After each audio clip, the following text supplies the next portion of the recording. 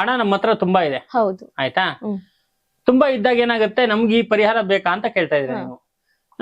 ಇವಾಗ ಹಣ ತುಂಬಾ ಇದೆ ಅಂದಾಗ ಆ ಹಣ ಎಲ್ಲ ಪೋಲಾಗ್ಬಿಟ್ರೆ ಏನ್ ಪ್ರಯೋಜನ ಆಗತ್ತೆ?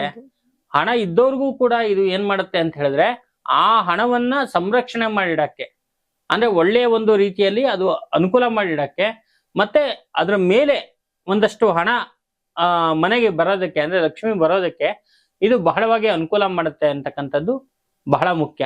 ಗಿಡಮೂಲಿಕೆಗಳು ನೋಡಿ, ವನಸ್ಪತಿಗಳು, ಗಿಡಮೂಲಿಕೆ ಅಂತಕ್ಕಂಥದ್ದು ಈಗಿಂದಲ್ಲ, ಬಹಳ ಪುರಾತನವಾಗಿರ್ತಕ್ಕಂಥದ್ದು. ಋಷಿ ಮುನಿಗಳು ಕಂಡುಹಿಡಿದಿರ್ತಕ್ಕಂಥ ಮೂಲಿಕೆಗಳು ಇವೆಲ್ಲ. ನಾವೇನೋ ಒಂದು ಕಂಡುಹಿಡಿದು ಒಂದು ಮೂಲಿಕೆ ತರ್ತೀವಿ, ಆ ತರದ್ದಿಲ್ಲ. ಇದರಲ್ಲಿ ಬಹಳ ಒಂದು ಅದ್ಭುತವಾಗಿರ್ತಕ್ಕಂಥ ಶಕ್ತಿ ಇದೆ. ಮತ್ತೆ ಗಿಡಮೂಲಿಕೆಗಳು ಯಾರು ಬೇಕಾದ್ರೂ ಕಿತ್ಕೊಂಡ್ಬರ್ಬೋದು, ಆತರ ಆಗಲ್ಲ.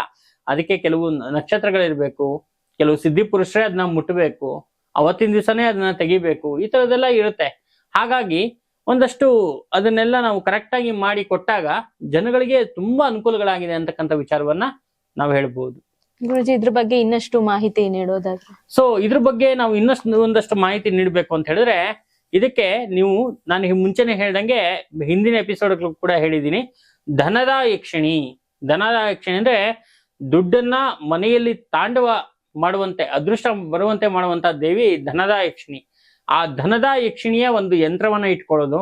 ಈ ಒಂದು ಮೂಲಿಕೆಗಳ ಪುಡಿ ಏನಿದೆ, 5 ತರದ ಗಿಡಮೂಲಿಕೆಗಳು ಇದು. ಸೊ ಈ 5 ತರದ ಗಿಡಮೂಲಿಕೆಗಳನ್ನ ಪುಡಿಯನ್ನ ತಂದು ಮನೆಗೆ ತಂದು ಚೆನ್ನಾಗಿ ಮನೆಯನ್ನ ಶುದ್ಧೀಕರಿಸಿ ನಾವು ಹೇಳುವಂತ ಜಾಗದಲ್ಲೆಲ್ಲ ಅದನ್ನ ಹಾಕಿ ಆ ಮಂತ್ರವನ್ನ ಮತ್ತೆ ಆ ಯಂತ್ರವನ್ನ ಪೂಜೆ ಮಾಡುವಂತದ್ದು. ಇದನ್ನ ನೀವು ದಿನಾ ಮಾಡ್ಬೇಕು ಅನ್ನೋದೇನಿಲ್ಲ, ಒಂದು ಸಲ ಮಾಡುವಂತದ್ದು ಜೀವನದಲ್ಲಿ. ಮತ್ತೆ ಯಂತ್ರವನ್ನ ನಿಮ್ಗೆ ಆದಾಗ ಪೂಜೆ ಮಾಡ್ಕೊಂಡು ಹೋಗುವಂತದ್ದು ಕೆಲವು ನಿಯಮಗಳಿರುತ್ತೆ. ಆ ನಿಯಮದ ಪ್ರಕಾರ ಪೂಜೆ ಮಾಡ್ಕೊಂಡು ಹೋಗೋದ್ರಿಂದ ಒಂದಷ್ಟು ಒಳ್ಳೆಯ ಒಂದು ಅನುಕೂಲಗಳಾಗತ್ತೆ ಅಂತಕ್ಕಂಥ ವಿಚಾರವನ್ನ ಈ ಒಂದು ಎಪಿಸೋಡ್ ಅಲ್ಲಿ ಹೇಳ್ಬಹುದು.